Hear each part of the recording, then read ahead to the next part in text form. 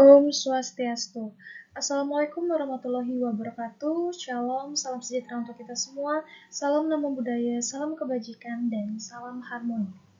Kembali lagi bersama saya, Benedikta Nyoman Putri Trayuningsih, dengan NIM 2529061005. Jadi pada kesempatan kali ini, saya akan mempresentasikan terkait dengan implementasi nilai-nilai Trihitakarana dalam tata ruang suatu wilayah dan integrasinya ke dalam kurikulum dan pengajaran di SMP. Trihitakarana merupakan salah satu filsafat hidup masyarakat Bali yang menekankan prinsip harmoni dan keseimbangan antara manusia dengan Tuhan, manusia dengan sesama, serta manusia dengan alam. Falsafah ini tidak hanya berlaku dalam konteks ritual keagamaan, melainkan juga menjadi dasar dalam perancangan tata ruang, arsitektur, pendidikan, serta kehidupan sosial masyarakat Bali. Melalui penerapan THK, masyarakat Bali senantiasa menjaga keseimbangan kosmos, yaitu Buana Agung, dengan mikrokosmos, yaitu Buana Alit, sehingga tercipta keselarasan dan keberlanjutan hidup. Relevansi kajian Trihitakarana semakin nyata di era modern ketika tantangan pembangunan seringkali berbenturan dengan keberlanjutan lingkungan, nilai sosial, dan spiritualitas masyarakat. Konsep THK melalui prinsip Trimandala, pembagian ruang horizontal, dan Triangga, pembagian ruang vertikal, memberikan pedoman praktis dalam menata ruang sekaligus mengintegrasikan nilai kosmologis dalam keseharian. Selain itu, sekolah sebagai institusi pendidikan memiliki peran penting dalam mentransformasikan nilai-nilai lokal seperti THK kepada generasi muda. Implementasi THK ke dalam tata ruang sekolah serta kurikulum di tingkat SMP bukan hanya memperkuat identitas budaya, tetapi juga menanamkan kesadaran lingkungan, tanggung jawab sosial, dan spiritualitas siswa sejak dini. Oleh karena itu, kajian ini akan membahas secara mendalam konsep Trihitakarana, Trimandala, dan Triangga, implementasinya dalam tata ruang suatu wilayah, serta strategi integrasi nilai-nilai tersebut dalam kurikulum dan pengajaran di SMP. Yang pertama, kita masuk terlebih dahulu kepada konsep Trihitakarana secara umum. Jadi Trihitakarana adalah falsafah hidup masyarakat Bali yang berarti 3 penyebab kebahagiaan. Falsafah ini menekankan terciptanya kebahagiaan dan kesejahteraan hidup manusia melalui terjalinnya 3 hubungan harmonis, yaitu parayangan, pawongan, dan juga palemahan. Jadi parayangan, pawongan, dan juga palemahan.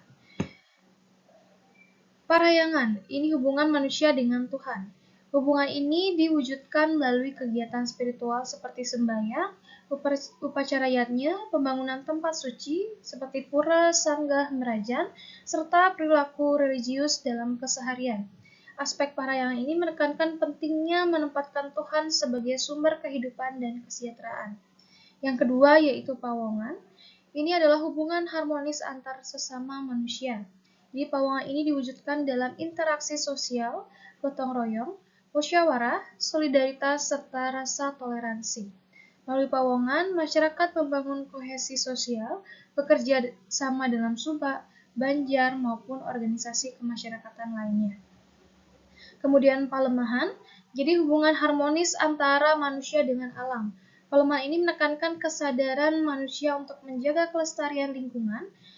Jadi hubungan ini terwujud melalui pengelolaan lahan pertanian, menjaga sumber air, melestarikan hutan, mengurangi sampah, serta memanfaatkan sumber daya alam secara bijak dan berkelanjutan.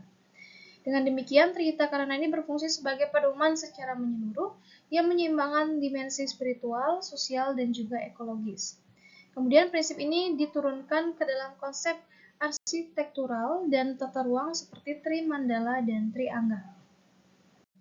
Nah, di sini saya akan membahas terkait dengan konsep Trimandala dan juga Triangga yang merupakan turunan dari Trihitakarana. Trimandala ini adalah panduan zonasi horizontal yang membagi sebidang lahan atau kompleks menjadi 3 tingkat zona menurut tingkat kesakralan dan fungsi. Yang pertama yaitu ada utama mandala atau zona hulu atau sakral. Kemudian ada madhya mandala yang merupakan zona tengah atau transisi, dan nista mandala atau zona hilir atau profan. Jadi pembagian ini biasanya merujuk pada orientasi kosmologis, lokal, yaitu poros gunung, kaje, dan laut kelot, atau arah matahari terbit kangin dan terbenam kauh.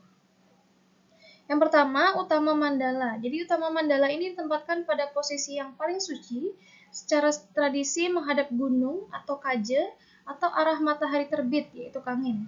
Fungsi utamanya adalah menampung tempat-tempat suci seperti pura, sanggah, merajan, area meditasi atau ritual, serta ruang yang harus dilindungi dari kegiatan profan.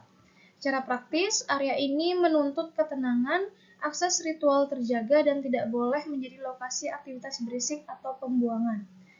Jadi jangan letakkan fasilitas berisik, parkir besar, atau saluran limbah di dekat utama mandala. Kemudian ada Madya Mandala.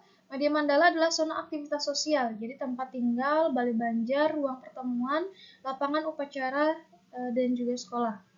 Zona ini menjadi titik interaksi masyarakat, jadi disinilah kegiatan ekonomi terjalin, pendidikan, dan sosial berlangsung.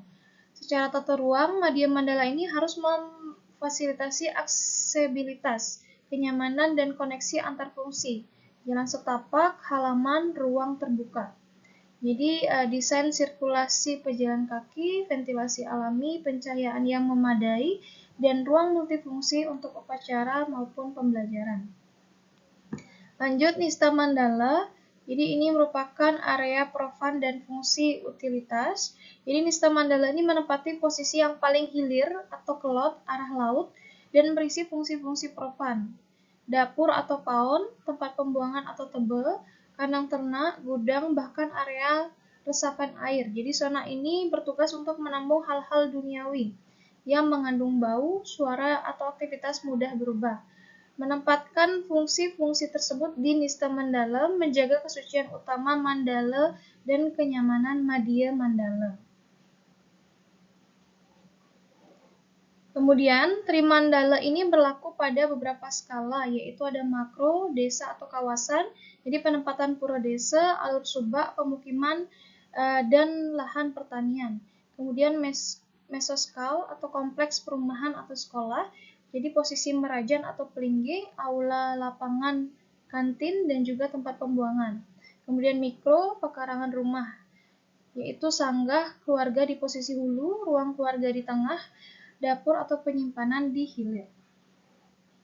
Jadi prinsip hierarki dan orientasi ini tetap sama di semua skala, yaitu ruang suci di sisi atas atau kaje, aktivitas sosial di tengah, dan fungsi utilitas di kelot. Baik, lanjut pada triangle. Jadi triangle ini adalah aturan proporsi vertikal pada tiap unit bangunan yang memetakan struktur bangunan layaknya tubuh manusia, yaitu ada utama atau angga kepala, madya atau angga badan, dan nista atau angga kaki. Nista angga atau kaki. Jadi triangle ini menegaskan bahwa setiap bangunan adalah mikrokosmos, yaitu buana alit yang mencerminkan harmonisasi manusia dengan buana agung. Yang pertama yaitu utama angga, kepala, atap, atau simbol kesucian. Jadi utama angga ini mencakup bagian paling atas, yaitu atap, puncak Meru, ornamentasi suci. Jadi secara simbolik, ia menghubungkan penghuni ke langit atau Tuhan. Secara fungsional, atap dapat dirancang untuk mengatur drainase, menyediakan ruang untuk elemen berkelanjutan, dan mengontrol radiasi panas. Jadi prinsip desainnya itu menggunakan material atap yang sesuai dengan iklim, diintegrasikan dengan fungsi hijau dan energi atau panel surya tanpa menghilangkan nilai estetika dan simbolik. Kemudian ada madya angga atau badan atau ruang aktif. Jadi madya angga ini adalah ruang aktivitas, kelas, ruang keluarga, aula, ruang upacara. Ini adalah zona kenyamanan termal dan akustik.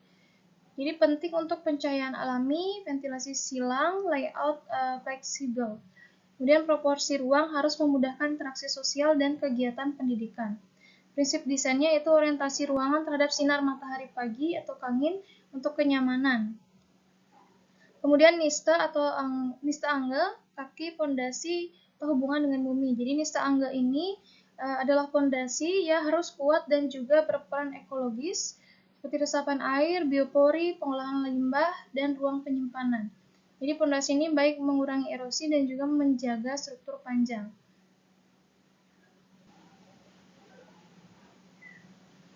Nah, trimandala dan triangga ini saling melengkapi, yaitu sonasi horizontal. Trimandala memberikan konteks lokasi fungsi, sementara triangga ini menentukan bagaimana setiap bangunan di dalam zona itu harus tersusun vertikal agar konsisten dengan makna kosmologis dan fungsi ekologis. Contoh, pura untuk utama mandala, ia harus memiliki atap puncak atau utama angga yang memberi ruang sakral. Kemudian aula atau madya mandala ini perlu madya angga yang luas dan berventilasi. Kemudian area resapan nista mandala memerlukan nista angga yang kuat dengan sistem infiltrasi. Selanjutnya implementasi nilai THK dalam tata ruang wilayah Bali. Jadi implementasi nilai THK dalam ruang tata wilayah Bali itu tampak jelas dalam struktur desa adat dan pola perumahan tradisional. Jadi desa adat Bali itu biasanya memiliki pura desa di hulu atau utama mandala, area pemukiman dan balai banjar di tengah atau madya mandala, serta area sawah, tegalan atau tempat pengolahan limbah di hilir atau nista mandala. Namun tantangan muncul ketika pembangunan modern tidak lagi memperhatikan nilai-nilai tersebut. Alih fungsi lahan sawah menjadi kawasan perumahan dan pariwisata seringkali mengabaikan fungsi ekologis Palemahan. Di sisi lain, meningkatnya jumlah penduduk dan kebutuhan infrastruktur membuat zonasi tradisional tergeser. Jika konsep THK, Trimandala, dan Triangga ini tetap dijadikan pedoman, maka tata ruang Bali akan mampu menjaga harmoni antara kebutuhan pembangunan dengan pelestarian budaya dan lingkungan. Jadi implementasi ini juga dapat menjadi model pembangunan berkelanjutan yang berbasis kearifan lokal. Lanjut, integrasi Trihita Karana dalam pembelajaran IPA SMP. Jadi yang pertama itu parahyangan dalam IPA. Jadi guru IPA dapat mengaitkan nilai parahyangan dengan rasa syukur terhadap keteraturan alam. Misalnya ketika mempelajari tata surya, siswa diajak merenungkan keteraturan orbit planet sebagai bukti kebesaran Tuhan. Pada topik ekosistem, keanekaragaman hayati dijelaskan bahwa bukan hanya secara ilmiah, tetapi juga sebagai anugerah yang harus dijaga. Kemudian pawongan dalam IPA, pawongan ini dapat ditanamkan melalui kerjasama dalam praktikum, diskusi, atau proyek penelitian. Misalnya, siswa bekerja dalam kelompok untuk meneliti kualitas air sungai sekitar sekolah. Jadi ini menekankan pentingnya kolaborasi, toleransi, dan juga komunikasi ilmiah. Kemudian pelemahan dalam IPA, pelemahan ini sangat erat kaitannya dengan pembelajaran IPA, jadi siswa diajak melakukan observasi ekosistem di sekitar sekolah, membuat kompos dari sampah organik, atau menanam tanaman obat di taman sekolah. Kemudian saat membahas energi juga, siswa diperkenalkan pada energi terbarukan seperti surya dan angin, serta dampaknya terhadap keberlanjutan lingkungan. Dengan demikian, IPA tidak hanya mempelajari ilmu pengetahuan murni, tetapi juga sebagai sarana menanamkan kesadaran ekologis dan budaya yang berpijak pada filosofi Trihita Karana.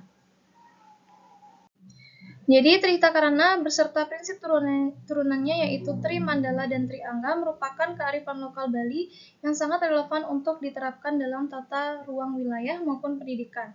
Dalam tata ruang, konsep ini mampu menjaga keseimbangan antara fungsi spiritual, sosial, dan ekologis. Sementara dalam pendidikan, khususnya pembelajaran IPA, nilai-nilai THK ini dapat menumbuhkan kesadaran siswa untuk bersyukur atas keteraturan alam, bekerja sama dalam kegiatan ilmiah, dan menjaga kelestarian lingkungan. Dengan demikian, implementasi nilai-nilai Trihita Karana bukan hanya menjaga identitas budaya Bali, tapi juga memberikan kontribusi nyata dalam membangun generasi yang berkarakter, peduli lingkungan, dan mampu menghadapi tantangan global dengan berlandaskan harmoni. Jadi sekian yang dapat saya presentasikan. Semoga dapat bermanfaat bagi kita semua. Saya tutup dengan Parama Santi. Om Santi Santi Santi.